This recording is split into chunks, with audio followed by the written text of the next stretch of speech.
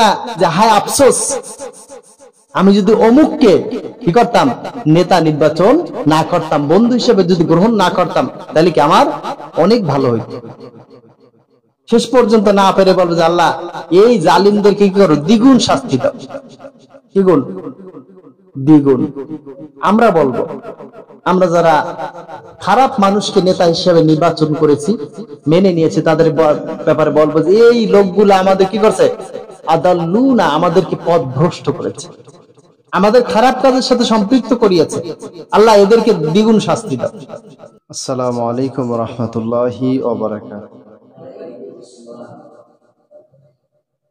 আলহামদুলিল্লাহি রাব্বিল আলামিন ওয়াস সালাতু ওয়াস সালামু আলা সাইয়্যিদিল আমবিয়াই ওয়াল মুরসালিন ওয়া আলা আলিহি ওয়া আসহাবিহি আজমাইন। আম্মা বাদ, ফাউযু বিল্লাহি মিনাশ শাইতানির রাজীম। বিসমিল্লাহির রাহমানির রাহিম। ইয়া ওয়াইলাতা লাইতানি লাম আত্তাখিয ফুলানান খলিলা। وقال تعالى إن الله وملائكته يصلون على النبي يا أيها الذين آمنوا صلوا عليه وسلموا تسليما। আমরা সবাই দুরূদ শরীফ পড়ি। আল্লাহুম্মা সাল্লি আলা মুহাম্মাদ ওয়া আলা আলি মুহাম্মাদ কামা সাল্লাইতা আলা ইব্রাহিম ওয়া আলা আলি ইব্রাহিম ইন্নাকা হামিদুম মাজিদ। اللهم بارك على محمد وعلى آل محمد كما باركت على إبراهيم وعلى آل إبراهيم إنك حميد مجيد. اللهم صل على محمد وعلى آل محمد كما صليت على إبراهيم وعلى آل إبراهيم إنك حميد مجيد. اللهم بارك على محمد وعلى آل محمد كما باركت على إبراهيم وعلى آل إبراهيم إنك حميد مجيد. আলহামদুলিল্লাহ, প্রচন্ড গরমের ভিতরে বিদ্যুৎবিহীন অবস্থায় আল্লাহ সুবহানাহু ওয়া তাআলার অসংখ্য মেহেরবানিতে, অসংখ্য কৃপায়, তার দয়ায় আমরা কয়েকজন গুনাহগার বান্দা রবের সামনে আসার, তার ঘরে বসার, কথা বলার, কথা শোনার সুযোগ দান করেছেন। এজন্য আমরা শুকরিয়া জ্ঞাপন করছি। সকলে বলছি আলহামদুলিল্লাহ। সম্মানিত হাজিরিন, এক তো বিদ্যুৎ নাই, তারপরে আবার গরম, এরপরে আবার পানিবদ্ধতার কারণে অসংখ্য মানুষ পানির ভিতরে বন্দী রয়েছে। আল্লাহ তাআলার কাছে দোয়া করছি, আল্লাহ তাআলা যেন দ্রুত তাদেরকে পানি বন্দী দশা থেকে আল্লাহ হেফাজত করে। সকল বলে আমিন। সম্মানিত হাজিরিন, এই দুনিয়ায় আমাদের যাবতীয় বিপদ আপদ, বালা মুসিবত আল্লাহ তাআলা পূর্বে নির্ধারণ করে রেখেছেন, এটা আমরা বিশ্বাস করি নাকি? এই বিশ্বাসটা হচ্ছে আমাদের প্রশান্তি, এই বিশ্বাসটা হচ্ছে আমাদের অন্তরের যে কষ্ট, এটা দূর করার একটা মাধ্যম। আমরা যদি বিশ্বাস না করতাম তাহলে আমাদের কষ্ট কি আরো বাড়তেই থাকতো। এই জন্য আমরা হাই হুতাশ না করে আমাদের দুইটা কাজ করে, এক নম্বর হচ্ছে ধৈর্য ধারণ করা, আর দুই নম্বর কাজ হচ্ছে কিভাবে আমরা এর থেকে উত্তরণ পেতে পারি, কিভাবে আমরা এর থেকে হেফাজত হতে পারি, কিভাবে এর থেকে আমরা নিজেদেরকে পরিত্রাণ করতে পারি, সেই চেষ্টা আমাদেরকে চালিয়ে যেতে হবে যার যার অবস্থান থেকে। আল্লাহ সুবহানাহু ওয়া তাআলা এই মাসটা হচ্ছে পবিত্র রবিউল আউয়াল মাস নাকি? রাসূলের সিরাত নিয়ে বিভিন্ন জায়গায় আলোচনা হচ্ছে। এ পর্যন্ত আমিও মনে হয় 5 থেকে 7 জায়গায় আলোচনা করছি, করার সুযোগ হয়েছে। একদিনে 2-3 জায়গায়ও করা লাগছে। কালকে রাত্রেও ছিল হচ্ছে চক্রাখালী মসজিদে, এরপরে সকালবেলা ছিল স্কুল ভিটায়, ছিল মোটামুটি চলছে। আজকে সকালে আবার আমার মাদ্রাসা মসজিদে জামাতের উদ্যোগে প্রোগ্রাম ছিল, সিরাত মাহফিল। যাই হোক, মোটামুটি একটার পর চলছে আলোচনা। তো আসলে আলোচনাগুলো করা উচিত বেশি বেশি, কারণ যেই জিনিসের চর্চা বেশি হয় ওই জিনিস মানুষ কি করে, আমলে নেয় বেশি। আর যেই জিনিসের চর্চা কমে যায় ওই জিনিস মানুষ আমল থেকে সরিয়ে ফেলে। দেখবেন যে যেই জিনিসের আলোচনা বেশি হয় ওই জিনিসের প্রতি মানুষ কি হয়, আকৃষ্ট বেশি হয়। আমাদের সব জায়গায় সবচেয়ে বেশি আলোচনা হচ্ছে দুনিয়া নিয়ে। দুনিয়ায় কে কিভাবে শান শৌকত অর্জন করা যায় এইটা নিয়ে সব জায়গায়, আপনার মসজিদে বলেন, মাদ্রাসা বলেন, স্কুলে বলেন, কলেজ বলেন, সংসারে বলেন, দোকানে বলেন, যেখানে যান সেখানে কি দুনিয়া নিয়ে আলোচনা, শুধু দুনিয়া নিয়ে আলোচনা। তো যার কারণে সাধারণ মানুষ দুনিয়ার প্রতি কি আকৃষ্ট বেশি, দুনিয়াকে কিভাবে আমরা ভালো করতে পারি। আর যখনই রাসূল সাল্লাল্লাহু আলাইহি ওয়াসাল্লাম তার সাহাবীদের নিয়ে আমরা যত বেশি আলোচনা শুনবো তখন কি রাসূলের প্রতি মহাব্বত বাড়বে, রাসূলের প্রতি তার প্রত্যেকটা মানুষের মর্যাদা সম্মান বেড়ে যাবে, রাসূলের প্রতি মানুষের যে দুর্বলতা এটা কি বাড়তে শুরু করবে, রাসূলকে মানুষ মহাব্বত করতে থাকবে। এটা আলোচনাটা বেশি বেশি হওয়া উচিত। আমিও চাইছিলাম যে আজকে এটা আলোচনা করব, কিন্তু বিদ্যুৎ না থাকার কারণে আলোচনাটা আমি সামনে আগাচ্ছি না। আমি ইনশাআল্লাহ সুযোগ পাইলে এটা করব, আমার নোট করা আছে, যদি তৌফিক হয় ইনশাআল্লাহ আমি পরবর্তীতে এক সময় আলোচনা করব। আল্লাহ রাসূল সাল্লাল্লাহু আলাইহি ওয়াসাল্লামকে প্রেরণের মূল উদ্দেশ্য ছিল মানুষের মুক্তি, অন্য কোনো উদ্দেশ্য ছিল না। কি বলেন তো? মানুষের মুক্তি। মানুষ যে অন্ধকারে নিমজ্জিত আছে, মানুষ যে বিপদগ্রস্ত ছিল, এই সব মানুষকে ধরে ধরে টেনে টেনে নিয়ে আল্লাহ তাআলা তার রাসূলের মাধ্যমে জান্নাতের দিকে ধাবিত করেছেন। সুবহানাল্লাহ। এটাই ছিল রাসূলের মিশন এবং ভিশন। এজন্য আল্লাহ রাসূল সাল্লাল্লাহু আলাইহি ওয়াসাল্লাম একটা মানুষের কাছে একটা মানুষ যাবে, তো তার কিছু কোয়ালিটি থাকতে হয়, কিছু গুণ থাকতে হয়। গুণগুলো, এই সিফাতগুলো আল্লাহ তাআলা তার রাসূলের ভিতর দিয়ে দিয়েছেন। সুবহানাল্লাহ। যার কারণে শত কষ্টের মাঝেও আল্লাহ রাসূল কখনো রাগ ঢাক করেন নাই। শত কষ্ট, যুদ্ধের ময়দান যেখানে মানুষ কি বলে যে কথা বলার সুযোগ পায় না, সেখানে আল্লাহ রাসূল সাল্লাল্লাহু আলাইহি ওয়াসাল্লাম সাহাবীদেরকে সান্ত্বনা দিয়েছেন, কাছে গিয়েছেন, তাদের খোঁজ খবর নিয়েছেন, সবকিছু করেছেন। কিসের মাধ্যমে? আল্লাহ তাআলা ধৈর্য দিয়েছিলেন। যে আল্লাহ তাআলা বলছেন যে ওয়ালা কুনতা ফাজ্জান গলিজান কালবান ফাদ্দু মিন হাওলিক, যে আমি তোমার অন্তরটা নরম করে দিয়েছিলাম যাতে করে তোমার চারপাশে মানুষ ঘুরঘুর করে আসতে থাকে, তোমাকে ভালোবাসে, তোমার কাছে আসে। আর তুমি যদি কর্কশ ভাষা হইতা, তোমার যদি ভাষা যদি মাধুর্য না হতো, তোমার ভাষা যদি কি বলছে যে শ্রুতি মধুর না হতো, তাহলে কি হইতো? মানুষ আসতো না। আল্লাহ রাসূল সাল্লাল্লাহু আলাইহি সাল্লামকে ভালোবেসে তার কিছু কোয়ালিটি দিয়ে আল্লাহ তাআলা পাঠিয়েছিলেন। সেই রাসূলের উপরে যে পরিবর্তনের সবচেয়ে বড় মাধ্যম ছিল কোরআন। এটাকে মেনে নিতে হবে, কারণ কোরআন ছাড়া আল্লাহ রাসূল সাল্লাল্লাহু আলাইহি সাল্লাম 40 বছর কিন্তু অতিবাহিত করেছেন। কয় বছর? 40 বছর। এই 40 বছরে কিন্তু আল্লাহ রাসূল মানুষের কোনো পরিবর্তন করতে পারেন না, পারছেন? সমাজ পরিবর্তন করেন নাই, রাষ্ট্র পরিবর্তন করতে পারেন নাই, কারণ আল্লাহ তাআলা দুইটার সমন্বয় করে সমাজটাকে পরিবর্তন করেছেন। একটা রাসূল সাল্লাল্লাহু আলাইহি ওয়াসাল্লামের আদর্শ, আর একটা হচ্ছে কোরআনের আলো। সুবহানাল্লাহ। এই আলো দিয়ে দেখেছেন আর পথ চলেছেন রাসূল সাল্লাল্লাহু আলাইহি ওয়াসাল্লাম। সেই পথের দিশা যারা নিয়েছেন, সেই পথ যারা অনুসরণ করেছেন, তারা সফল হয়েছে। এই জন্য আল্লাহ রাসূল সাল্লাল্লাহু আলাইহি ওয়াসাল্লামের জীবনী থেকে আমাদের অনেক শিক্ষা আছে, অনেক বিষয় আছে, এবং তাকে আমাদের প্রত্যেকের হচ্ছে নেতা মেনে নেওয়া উচিত। আমরা অনেক সময় শব্দটা বলতে চাই না, নেতা মানতে চাই না, অথচ সাইয়্যিদ শব্দ অর্থ হচ্ছে নেতা। সাইয়্যিদ মানে কি? নেতা। হযরত সাদ রাদিয়াল্লাহু তাআলা একবার তিনি তার কওমের কাছে আসতেছিলেন, আল্লাহ রাসূল সাল্লাল্লাহু আলাইহি ওয়াসাল্লাম বসা ছিলেন, তখন বললেন কুম ইলা সাইয়্যিদিকুম, দাঁড়াও, তোমাদের নেতা আসছে, তোমাদের নেতার সম্মানে তোমরা দাঁড়াও।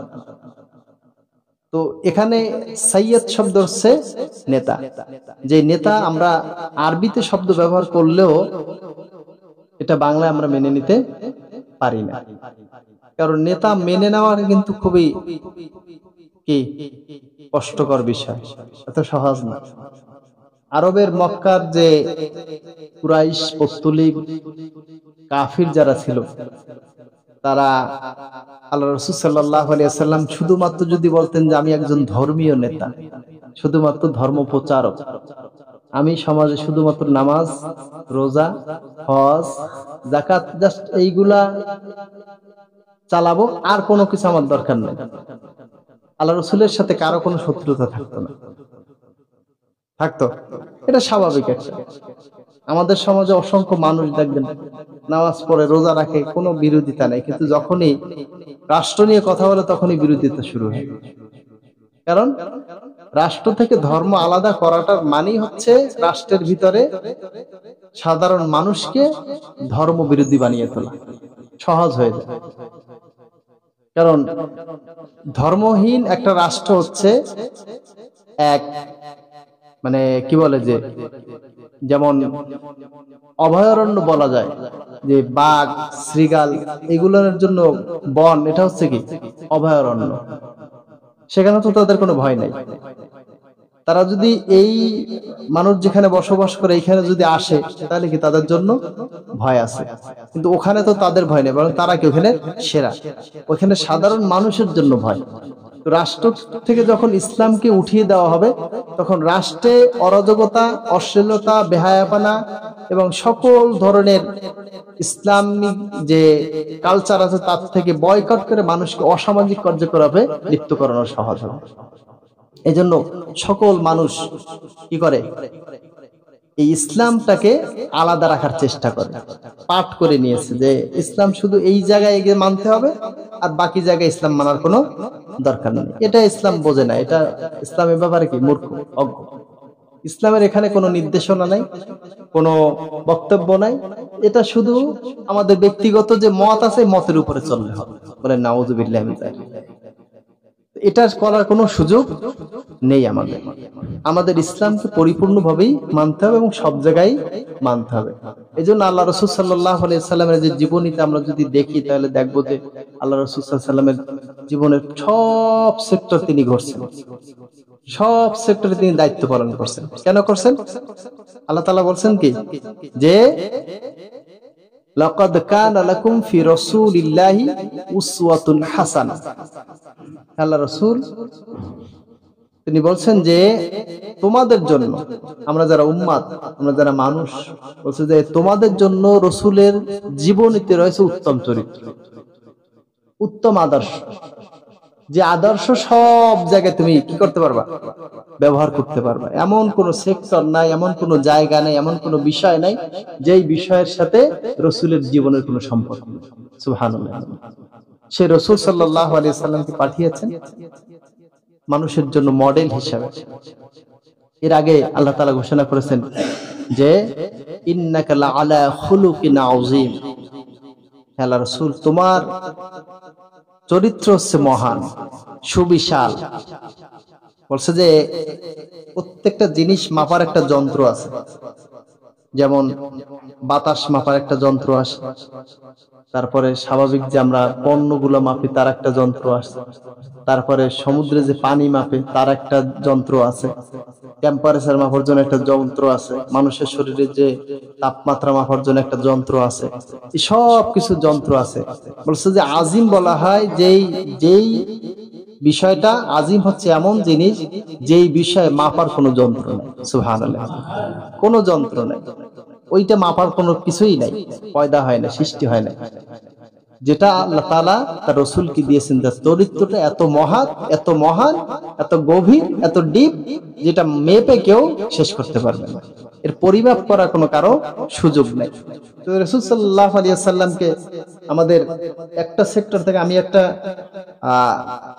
2017 সালে শেষের দিকে ইমাম প্রশিক্ষণ দিয়েছিলাম বয়রায়। তো আমাদের 10 দিনের একটা ট্যুর ছিল ঢাকায়।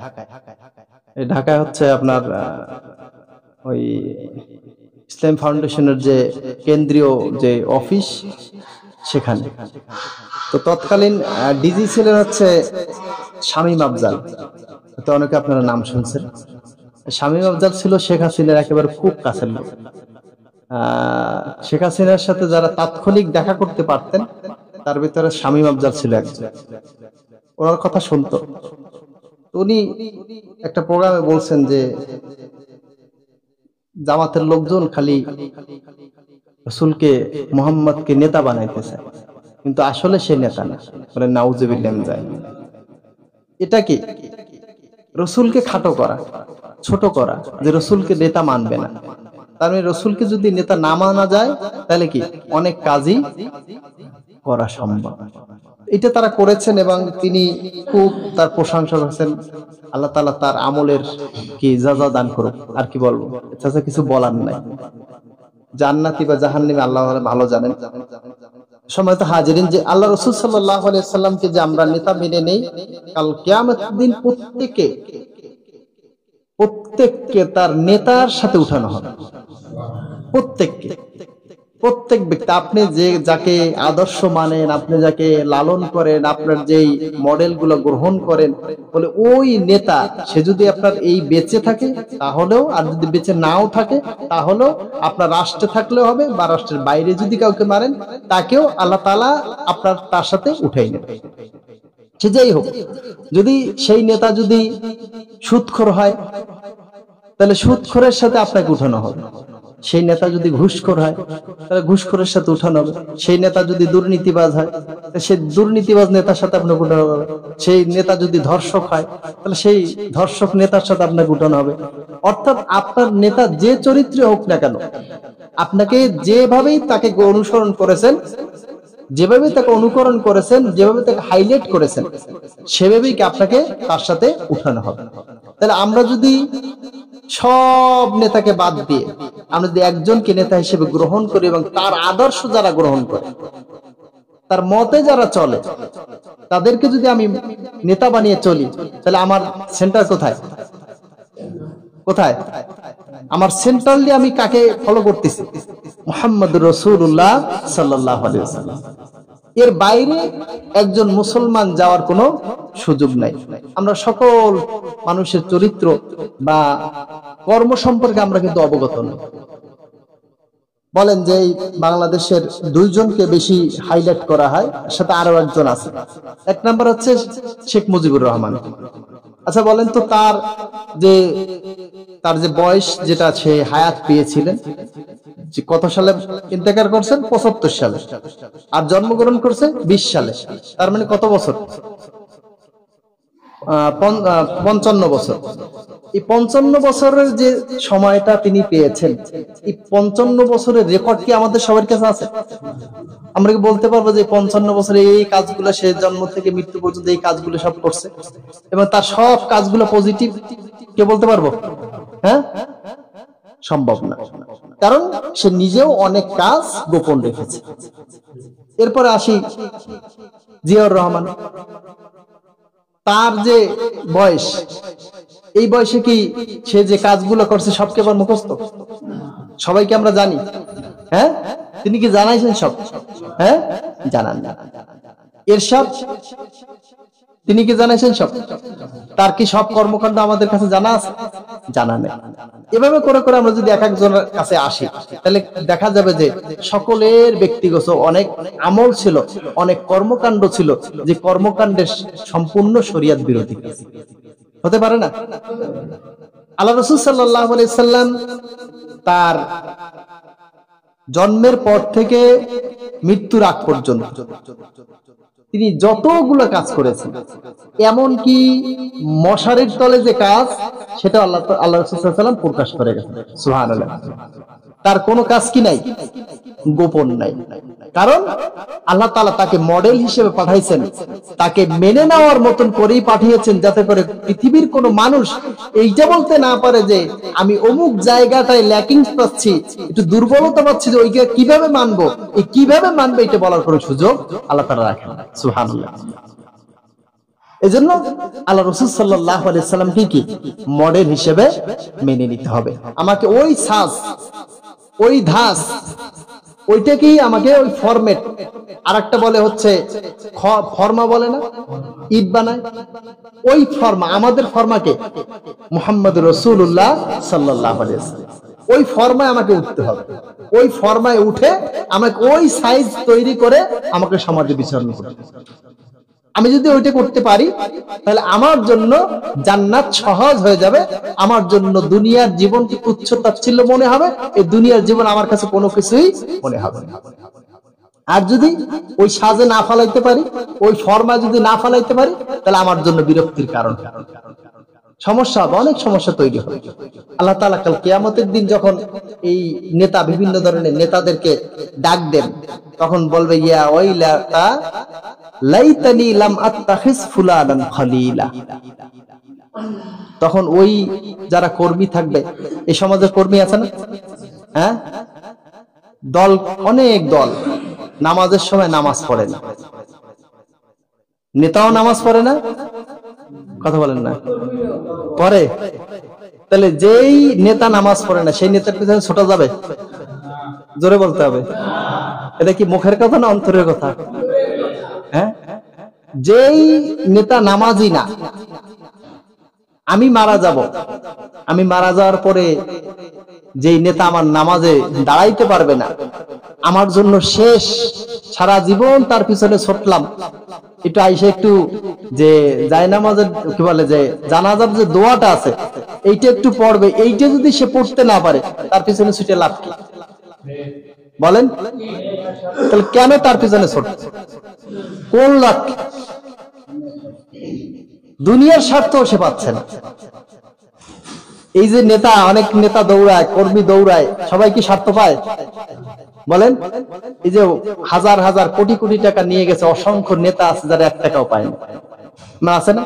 তারা বলতে পারে যে আমরা তো তাহলে কোনো পাপের ভাগী না, আমরা তো খাই নাই, কথা ঠিক কিনা? আমরা তো খাই নাই, 1 টাকাও খাই নাই। খুব ভালো কথা, আপনি 1 টাকাও খান নাই, কিন্তু আপনি 1 টাকা খাওয়ার, কোটি টাকা খাওয়ার রাস্তা তৈরি করে দিয়েছে। আদ-দালু আলাল ফিল কাফাইলিহি, ছোট্ট একটা সূত্র, যে যে কর্ম উদ্ভাবন করবে, ওই কর্ম সে করুক চাই নাই করুক, উদ্ভাবকের কারণে, পথ তৈরি করার কারণে সেই আমলের কিভাবে সওয়াব বা গুনাহ সে পাবে। তাহলে আমি তো তাকে নেতৃত্বের আসনে আমি বসাইছি, আমার স্লোগানও তার সাথে ছিল, তার পক্ষে, আমার নেতার চরিত্র বলছি না, বলছি। তাহলে আমি যে এই নেতাকে হাইলাইট করলাম, উঁচু উপরে উঠাইলাম, উঠে তাকে গদিতে বসাই দিলাম, বসাইয়ের পরে সে যে আকাম কুকাম করছে, তার ভাগীদার কে হবে? আমি তো খাই নাই, আমি একটা চাও খাই নাই, তাহলে কি হবে? পাবো না? পাবো কিনা? আমি সংক্ষেপে সহজে কথাগুলো বলছি, আজকে বিদ্যুৎ নাই তো এজন্য এলোমেলো কিছু কথা আপনাদের সাথে বলতেছি। দেখেন, আল্লাহ তাআলা এই কথাগুলো আগেই বলে দিয়েছেন যে তোমরা দুনিয়ার বুকে যাদেরকে নেতৃত্বে মেনে নিবা, যাদের অনুসরণ অনুকরণ তোমরা করবা, এই মানুষগুলা যখন তোমাদেরকে বিভ্রান্ত করবে, নামাজের সময় হয়েছে তোমাদের নামাজ পড়ার জন্য, তারা উদ্বুদ্ধ করবেই না, বরঞ্চ ছলে বলে কলে কৌশলে তোমার নামাজ থেকে তোমাকে বিরত রাখবে। তো নামাজ থেকে কারা বিরত রাখে? হ্যাঁ, শয়তান এবং তার অনুসারী কারা? দুনিয়ায় কাফের যারা, তাই না? তাহলে তাদের যারা অনুসরণ করে, অনুকরণ করে, তাদের শয়তানের মূল উদ্দেশ্য হচ্ছে আল্লাহর ইবাদত থেকে মানুষকে সরিয়ে রাখা, আল্লাহর গোলামি থেকে মানুষকে সরিয়ে রাখা। ঠিক সেই কাজটা যদি কোনো নেতা করে, তাহলে ওই নেতাকে আমরা মানবো? হ্যাঁ, মানা যাবে? যাবে না। এই নেতার মানার কোনো সুযোগ নেই, বরঞ্চ ওই নেতাকে ভায়োলেট করা হচ্ছে একটা ইমানদারের দাবি। আল্লাহ রাসূল সাল্লাল্লাহু আলাইহি ওয়াসাল্লাম, লা তুআতু লিমাখলুক ফি মাসিয়াতিল খালিক, বলছে স্রষ্টার আইন যেখানে লঙ্ঘিত হয়, ওইখানে সৃষ্টির আইন মানা যাবে না, কোনোভাবেই মানা যাবে না।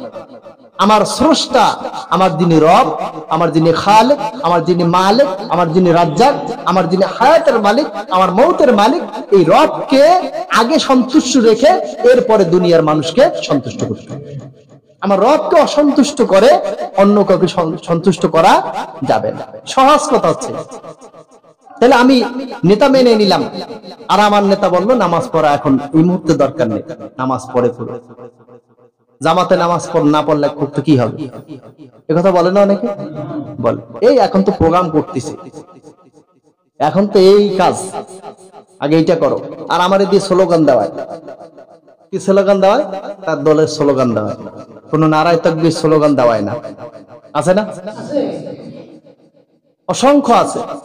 নারায় তাকবীর স্লোগান তো দেয়ই না, বরং এই স্লোগান শুনলে গায়ে কি হয়?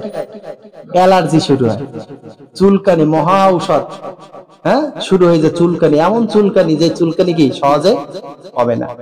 এই চুলকানি তো আমাদের নাই, আমরা তো আল্লাহর ধনী, আমাদের হৃদয়ে কি বাড়ায়? শক্তি বাড়ায়। কি বাড়ায় বলেন তো? শক্তি। আল্লাহর পর ধনী শুনলে ইমানদার কি হয়? ইমানদারের কি হয়? শক্তি বাড়ে না কমে? হ্যাঁ, যে যুকিরাল্লাহু ওয়াজিলাত কুলুবুহুম, ধাক্কা দেয়। আল্লাহ তাআলার ধ্বনি শোনার পরে কি হয়? কলিজা কি হয়? ধাক্কা দেয়, ঈমান বাড়তে থাকে।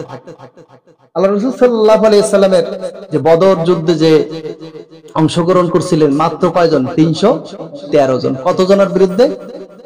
1000-এর বিরুদ্ধে। 1000-এর বিরুদ্ধে মাত্র 313 জন নিরস্ত্র, কোন অস্ত্র ছিল না, কিন্তু তাদের কি ছিল? ইমানি পাওয়ার ছিল, নারায়ে তাকবীরের কি ছিল? ধ্বনি ছিল। এই ধ্বনির কারণে কি হয়েছে? তারা পরাজিত হয়েছে। ইমানি শক্তির কাছে তারা পরাজিত হয়েছে, কাফেররা টিকতে পারে নাই। তাহলে আমার নেতা যদি আধ্যাত্মিক নেতা হয়, আমার নেতা যদি আল্লাহওয়ালা হয়, তাহলে সে আল্লাহওয়ালার পিছনে যদি আমি দৌড়াই, তাহলে কি হবে? আমার এই আল্লাহওয়ালা মানুষটা আমাকে জান্নাত পর্যন্ত নিয়ে যাবে। সুবহানাল্লাহ। এই জন্য নেতা নির্বাচনের ক্ষেত্রে অবশ্যই কি বাজ বিচার করতে হবে, যাচাই বাছাই করতে হবে যে আমি কাকে নেতা মানছি, এই নেতা মানার যোগ্যতা আছে কিনা, তার ভিতরে কি কোয়ালিটি আছে। শুধুমাত্র টাকা দেখবেন না, আর বাহিরের শক্তি দেখবেন না, আর কি দেখবেন না? চেহারা সুরত দেখবেন না, এগুলো দেখার দরকার নাই। আমার নেতা যদি যোগ্যতম হয়, তার ভিতরে যদি তাকওয়া থাকে, তার ভিতরে যদি আমলিয়ত থাকে, তাহলে সে যদি খাটো হয়, সে যদি কুৎসিত হয়, তাহলে সে আমার নেতা, সেই আমাকে জান্নাতে নিয়ে যাবে। সুবহানাল্লাহ। করা উচিত। এই জন্য যেদিক সেদিক দৌড়াবেন না, যেদিক সেদিক দৌড়াবেন না। আগে যাচাই বাছাই করে নেবেন যে আপনার এই দুনিয়ায়, আমি তো বলে করি যে একজন এইখানে যারা চেয়ারম্যান হয় বা মেম্বার হয়, কয়জন মানুষ তাদের কাছে যায়? একজন এমপির কাছে কয়জনে যায় বলেন? কয়জনে যায়? আপনারা এখানে যারা আছেন, এই তো অনেকে 40-50 বছর 60 বছর হয়ে গেছে, কয়বার গেছেন? অনেক হয়তো একবারও যান, প্রয়োজনই পড়ে। তাহলে আমার তো ওই নেতার ওর জন্য দরকার নাই। আমি নেতা বাছাই করব যাতে করে এই নেতৃত্বের কারণে সে যদি নেতা হয়, নেতা হয়ে যেন মানুষের কল্যাণে কাজ করতে পারে। সেজন্য তার দিয়ে যেন একটা তা'মুরুনা বিল মা'রুফ ওয়া তানহাউনা আনিল মুনকার, সে যেন সৎ কাজের আদেশ দেয় এবং অসৎ কাজে বাধা প্রদান করে। সে যেন আমার হাতে বিড়ি দেখার পরে সেই নেতা যেন বলে, ভাই এটা খেও না, এটা প্রয়োজন না, এটা খারাপ কাজ, এটা হারাম। সেজন্য আমার হাত দিয়ে খারাপ কাজ থেকে কি করে? বিরত রাখার চেষ্টা করে। এইটা যদি, এই ধরনের নেতা যদি আমি নির্বাচন করতে পারি, তাহলে আমার দুনিয়ার জীবন যেমন ভালো থাকবে, আখিরাতের জীবনও কি আমরা সফলতা লাভ করতে পারবো। কাল কিয়ামতের দিন এই কথা বলতে হবে না যে হায় আফসোস, আমি যদি অমুককে কি করতাম? নেতা নির্বাচন না করতাম, বন্ধু হিসেবে যদি গ্রহণ না করতাম, তাহলে কি আমার অনেক ভালো হইতো। শেষ পর্যন্ত না পেরে বলবো যে আল্লাহ এই জালিমদেরকে কি করো? দ্বিগুণ শাস্তি দাও। কি গুণ? দ্বিগুণ। আমরা বলবো, আমরা যারা খারাপ মানুষকে নেতা হিসেবে নির্বাচন করেছি, মেনে নিয়েছি, তাদের ব্যাপারে বলবো যে এই লোকগুলো আমাদের কি করছে? আদাল্লুনা, আমাদেরকে পথভ্রষ্ট করেছে, আমাদের খারাপ কাজের সাথে সম্পৃক্ত করিয়েছে। আল্লাহ এদেরকে দ্বিগুণ শাস্তি দাও। আল্লাহ তাআলা বলবেন যে ঠিক আছে, এদেরকে তো দ্বিগুণ দেব, তোমাদেরকেও দেব। কারণ তোমরা কি অনুসরণ করছো? তোমরা অনুসরণ, তোমাদেরকে জোর করে তো অনুসরণ করানো হয় না, তোমরা কি করছো? স্বার্থের জন্য অনুসরণ করছো। অর্থাৎ সেই অনুসরণটা যেন আমাদের না হয়, যে অনুসরণটা আমার জন্য কি হয়? পরিতাপের কারণ হয়, আমার জন্য যেন কষ্টের কারণ যেন না হয়, যে আমার আমল আখলাক আমার সবকিছু বরবাদ করে দিয়েছে। এই নেতৃত্ব আমরা চাই না, এই নেতা আমরা চাই না। আমরা সৎ যোগ্য মানুষ চাই, যে মানুষগুলা দেশ জাতি মানুষের কল্যাণে কাজ করবে, ইসলামের কল্যাণে কাজ করবে, ইসলামের পক্ষে কাজ করবে। এই মানুষগুলো আমরা দেখতে চাই। আমরা যদি প্রত্যেকে যার যার জায়গা থেকে যদি চেষ্টা করি, তাহলে আশা করা যায় সমাজটা পরিবর্তন হবে, হবে কিনা? তা আজকে কি আমরা এই শপথটা নিতে পারি, বা এই আমরা প্রতিজ্ঞা করতে পারি কিনা যে আমরা কোনো অসৎ মানুষকে নেতা নির্বাচিত করব না? ঠিক আছে তো ইনশাআল্লাহ? আমরা হকের পক্ষে যারা, তাদের কি করবো? আমরা হাত মিলাবো। হকের বিপক্ষে যারা, তাদের সাথে আমাদের কোনো সম্পর্ক নাই, থাকা উচিত না। এটাই হচ্ছে আজকের আলোচনার মূল বিষয়। সম্মানিত হাজিরিন,